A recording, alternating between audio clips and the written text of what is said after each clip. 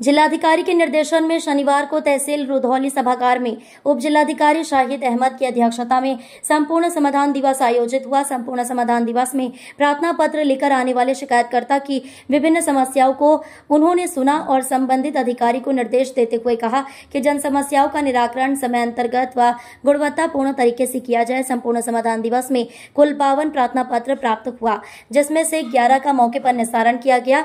इसमें राजस्व के 24, विकास के 2, पुलिस के 9, विद्युत के 6, पूर्ति के 8 तथा नहर नगर पंचायत व जल निगम के 1-1 प्रार्थना पत्र प्राप्त हुए।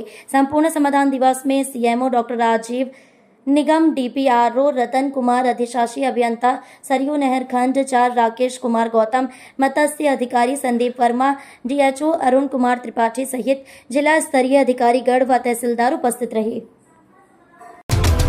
डीपी न्यूज, खबर सिर्फ सच की।